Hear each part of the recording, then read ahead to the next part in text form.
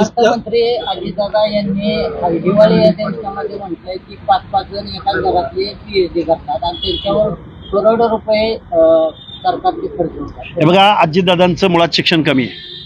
PhD म्हणजे संशोधन करणाऱ्या मुलांबद्दल काय व्यक्त व्हावं जबाबदारीच्या पदावर असणाऱ्या माणसानं, याचं साधा कॉमन सेन्स अजितदादांना नाही.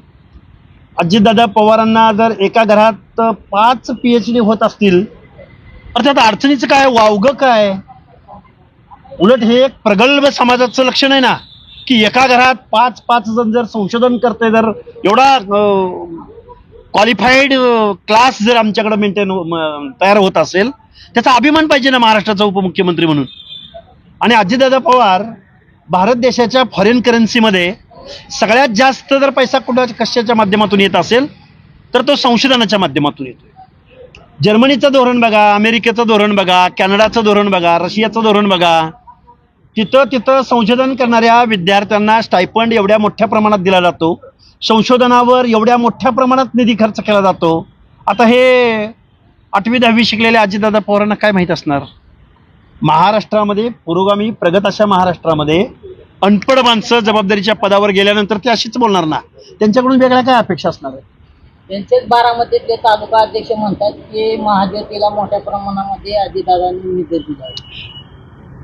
त्या तालुका अध्यक्षाला माझं सांगणं आहे, अजितदादा पवारांना मी वेळोवेळी हा प्रश्न विचारलाय की सारथी, बार्टी, तार्टी या सगळ्या संस्थांना ॲज कम्पेअर लोकसंख्येच्या प्रमाणामध्ये तुम्ही किती निधी दिला हे एकदा अर्थ मंत्रालयाला एक श्वेतपत्रिका जाहीर करायला सांगा ना.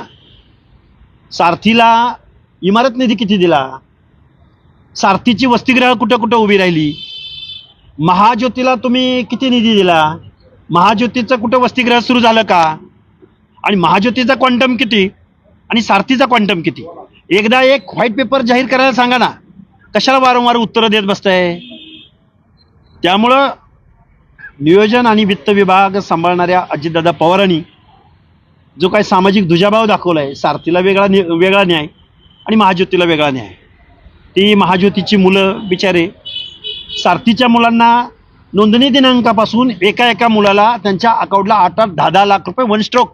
अजितदादा पवारांनी, कुशल प्रशासक, दादा माणूस, प्रशासनावर वचक असणारा माणूस, सारथीच्या पोरांना 8-8, 10-10 लाख रुपये अकाउंटला जमा केलेत, पण महाज्योतीच्या पोराला नोंदणी दिनांकापासून स्टायपंड द्यायला अजितदादा तयार नाहीत.